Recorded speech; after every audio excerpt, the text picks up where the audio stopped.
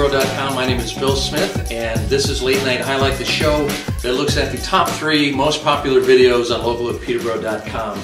And by popular, I mean popular by engagement, and we'll talk about that in a minute, but I want to introduce you to my guest with you, William Sanderson, actor extraordinaire. You've been, thanks for coming, Bill. Oh, thank you.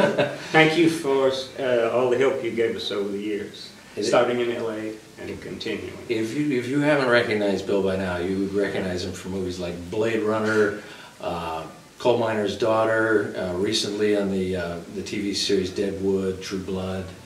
Of course, very famous for your TV appearances, which hits home around here, which is Larry and my brother Daryl. And you had another brother too, right? And my other brother Daryl. Yes. Oh yes, that's right, yeah. It's nice to come to New England, although some of the people that watched the old Newhart show didn't think we represented the area, but Mr. Newhart said that Larry, Daryl, and Daryl migrated from Appalachia. From Appalachia? Yes. Yeah. Well, that's. Did you get letters about that when you were doing the show? No, if they did, somebody hid them. Most people were nice. Got a letter once saying we didn't leave enough tip, but it was a local person that picked up the check. So no, most of the feedback was great. Well, it was a great show. And we got to shoot an independent film there later. I love the area. That's right. You filmed Disappearances with Chris Christopherson. That's right, Chris Christopherson. Yeah, is a great poet. He's a poet. He's a great songwriter and well, a he's Rhodes a Scholar. Yeah, that's right. He's a helicopter pilot. Yes, yes, and I'm starting to tell stories. He's got a lot of energy, and it was great to work with him. Yeah, I went up there and watched you guys film. You invited me up there that one night, and that was one of the coldest nights I've ever spent in Vermont, by the way. Well, thank you for coming. That was a chilly night, if I remember correctly. Yes, it was, and nights are harder for me now. Yeah, I'm older than they were 30 years ago. If I remember, we were filming a scene, or that you were filming a scene where you were passed out in the back of a car. Oh, that was a cold night. I think you had thrown up or something in the back of the car. Your character. The character had. Yes, yeah. He was a drunk, but that's no problem for me. That's it. All right, so Ted, you've just come off of Deadwood, or just come off of rather True Blood. True Blood. They shot me, and ostensibly I'm killed, but they might bring me back. I never know. It's a vampire show. You could be. They retired me the 3rd season, and then last year brought me back. And but I'll always be grateful to HBO. They've paid a lot of our bills over the years. But I want to go back and thank you for setting up the website and continuing to help us over the years. No, thank you necessary. But I'm just glad you're here, and you could actually step in and help me co-host this late night show. I'm looking forward to the videos. Yeah, so we'll talk more about some of your career, but we're counting down the top 3 most engaged videos in local at Peterborough, and by engaged, I mean people that have watched the videos, they Facebook about them, they really? Do all the social media. Have you done much on Facebooking? And I'm sorry to say no, notwithstanding we have a website, but Sharon does. My wife. Your wife Sharon does? Yeah. Well, you're probably better off not getting into that. I've been told that I am. It's opening a huge door that is not closable. No, it's very good for business, I hear. Yeah, no, it's great. It's great. So these are videos that people have talked about, they've shared, they've forwarded to a friend, and then gone back and watched the videos again and again. And this is the 3rd most popular video on local at Peterborough.com. is a video by Savon Martin, the Peterborough Players, and she's talking about her life in the Peterborough Players starting as an actress. Here it is right now. But I think my all-time favorite is Sylvia, where I got to play a dog. The Peterborough audience is incredibly responsive. I don't know if it's because they're a really insightful group of people, or if because they feel access to the live performance in a way that in some theaters maybe people don't feel that access. They feel a closeness to us. All right, so that was Savon Martin and Peterborough Players, and that's the number 3 video last month here on local at Peterborough.com. She talks about one role where one of her favorite things to play was a dog. Have you ever played a dog in a movie? No, I haven't played a dog. I hit one in the head with a shovel, but I mean, of course, it was only fake. It's in the movies. In the movie called, I don't remember what name it was. But it was an attack dog, right? It was like, yeah, he's a mean, vicious dog, but no. So out of all the roles that you've done a lot of roles from Western. Man's Best Friend. Man's usually Best comes Friend. to me 10 minutes later. But of all the roles, I'm sorry, I interrupted you. We're on a delay timing, so that should be right on time. So out of all the roles you've played, things in Westerns, you were in Wagon's Youth with John Candy, you were in sort of a gangster Western with Bruce Willis called Last Man Standing. How was it? Would you call that a gangster Western? Or that was hard to define. You know, it was a remake, I think, of A Fistful of Dollars with Clint Eastwood, which is a remake of the Japanese movie. The director, I can't pronounce his name, but it was fun to work with Bruce and see how a guy that makes $20 million a movie lives. And Walter Hill is very knowledgeable about Westerns, and I had an excellent part.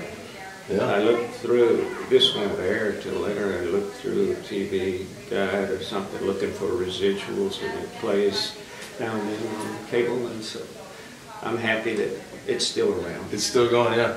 Well, in the movie Last Man Standing, you know, obviously you can tell there's going to be a few people standing at the end of the movie, and you're one of them that make it to the end of the movie. I think I was the last man standing. You were technically the last man standing. But Bruce Willis tweaks a lot of scenes when you're that great and you have that kind of power. But I ended up pretty happy with the way it ended up. Good. I remember saying to the producer, don't let him do this. Here I am, a character actor, supporting actor, and thrilled to be working with Bruce. But I said, don't let him take away certain business, you know. And the producer said, he won't. And the producer couldn't control what Bruce does. Bruce does what he wants to. Oh yeah, I would imagine you would run into And I hope I get to do it, be in another film with him. So you've, speaking of leading actors that you've played alongside, you've done a few movies with Tommy Lee Jones, Coal Miner's Daughter. And yeah, I survived 6 projects, and they offered me a part in Batman with Jim Carrey, but John Frankenheimer, the late director, wanted me to rehearse, so I wasn't able to work. I like to work with Tommy Lee. He's a madman, but I'm not so perfect myself. And he's very funny, and I'm so happy for his success. He's getting ready to do a big movie out here with Meryl Streep that he's directing, and he doesn't call me. Yeah, well, he'll call you again. Did you see Lincoln? With his part in Lincoln? Oh yes, he's wonderful. A lot of critics said he stole the show on that one. Yeah. So yeah, so he's but he's an interesting guy to work with, I guess. Oh yeah, Harvard graduate. Can I pronounce it? I can't even summa cum. Whatever. Summa cum laude. Yeah, it's straight. It's and Al Gore's roommate. So he's very bright. He directed me in a play that was a thrill about Billy the Kid. So no one knows more about the Old West. He's a 6th, 7th generation ranch owner down there. Texan, right? Yeah. Yep. Excellent. Well, let's talk some more about some stuff coming up here. The #2 video on local@peterborough.com last month was musical intro to Nubanusit, and let's take a look at this one. It's a very catchy song. Check it out.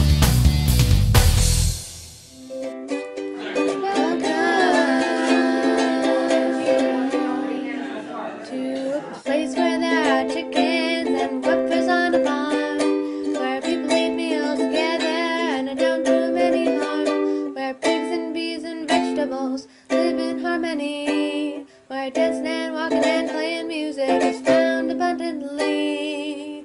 This is Nubanusit, neighborhood fun, the old-fashioned neighborhood of the future. All right, so that was musical intro to Nubanusit, and a very catchy song. It's hard to get it out of your head, isn't it? Yeah, not too hard to get out of my head. It's already it was great though. All right, so you've kind of balanced a little of TV and film world, which is something that and I've loved it all. books on tape, commercials for the radio, TV commercials, spokesmanship in some movies and some TV. You do a lot of voiceover work too, right? Well, it goes like this, you know, I have, and some of them, still a little money trickles from 20 years ago. I heard they shot Jumanji in this town. That's right. And so I was looking at that fascinating Main Street, and reminded me that I played a character in the cartoon. And In the cartoon Jumanji? Yeah. Yeah. They sometimes would call my agent for one. I'm sorry, you got a question? No, I'm just to keep going. They sometimes would say, we want a guy like was in the movie Blade Runner. And my agent happened to say, well, I represent him. And so, thank God for Blade Runner. It's nice to be in a cult film. But I wanted to remind the people that in Hollywood, I've known you for many years, and you were very successful, and you shocked me when you left. Yeah, but I left for this life out here. The quality of life, I suspect. Yeah. Your wife's family from this area, like my wife's from Pennsylvania. But I was leading up to you. He used to go, dear audience, he used to go hunting for Bigfoot. Do you still? Oh yes, he don't know about that. And your own assistant, Kyle, you haven't invited him, I hear. No, he doesn't know about that. Yeah. Well, he does now. He does now. Yeah. No, it's true. It's true. Take off on the motorcycle in the wilds of Colorado, and I worried about him. You know? Yeah. I did. I almost found him a couple times too, but it was just elusive, you know. I don't know what Kyle, your assistant, meant. He said if he found him, he probably wouldn't be doing this. I don't know what he meant, but I'll ask him later. I don't know, but I came close many times, but that's a whole other story. So bring me back, will you? Yeah, I will. So I can be on the show. I'll do it. So what I was going to say was that you've done characters like voiceovers for Batman, the TV series. A lot of people didn't know that you played the Scarecrow, right? I forget what the character was. He's like the one in Blade Runner, but Batman, it's 25 years ago or something, and I can't remember. The Batman, the TV, the cartoon. It's a cartoon, yeah. Animated. Animated, right. I believe it was animated. Yeah, it's animated. But I just see the little checks. Yeah. And I don't mean to keep dwelling on that, but that keeps an actor alive. Yeah. Oh, absolutely. Absolutely. All right, well, we're working our way up to the #1 video on Local at Peterborough last week. And so here we go. Are you ready for the #1 video? Pretty exciting, isn't it? Yes, it is. I can tell you're very excited. No, if I don't act excited, I am. But you know actors, unless they're talking, they don't listen sometimes. But I'm very excited. I don't know. So the #1 video on localatpeterborough.com last month. Drum roll, please. Camino de Santiago by the Franklin Pierce University. It's the unique Walk Abroad program. Check it out.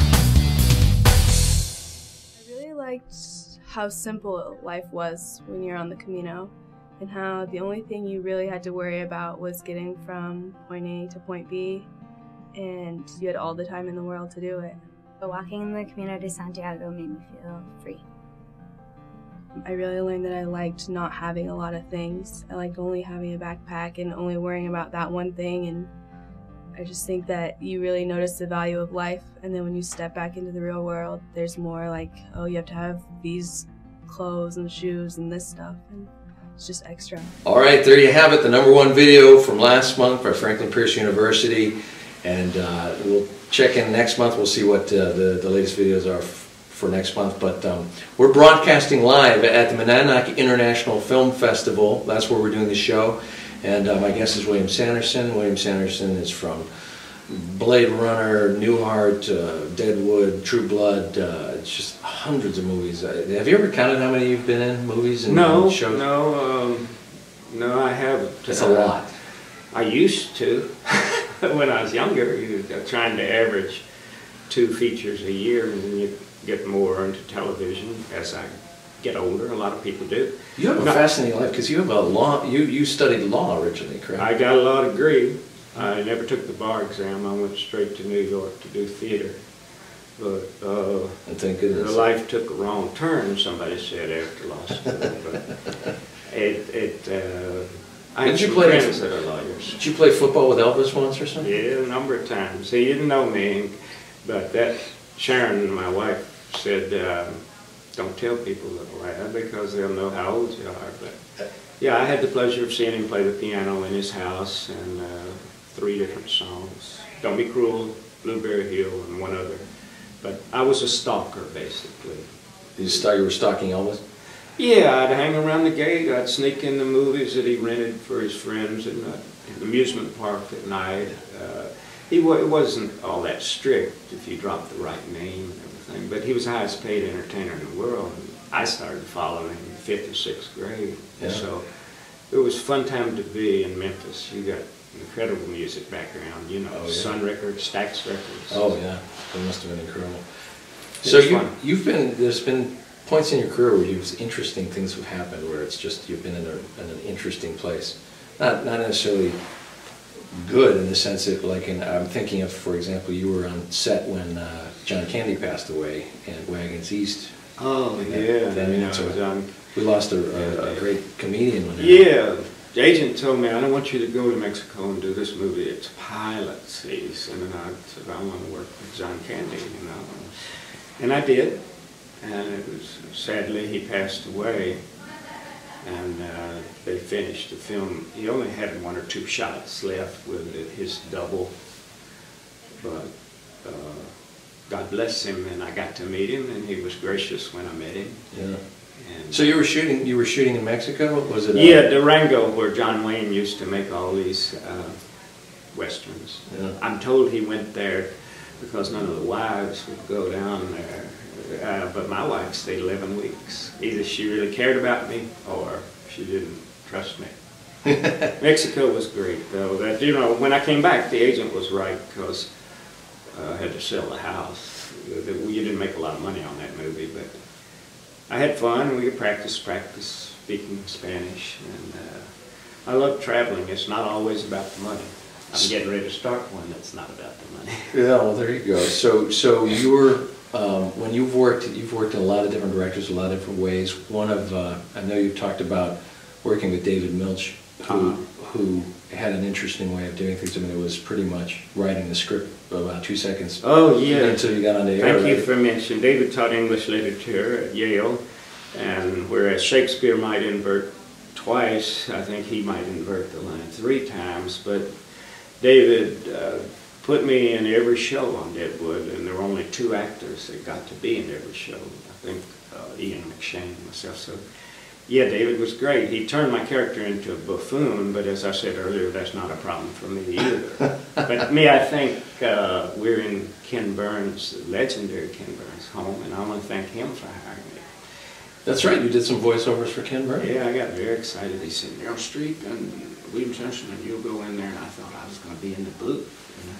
Well, Where did you record this? In New York. In New York, okay. But you mentioned that gentleman's name, was it Dayton? Dayton Duncan, yeah. Yeah, but it was so professional, and honored to get to work for him. Can you see I'm soliciting work now?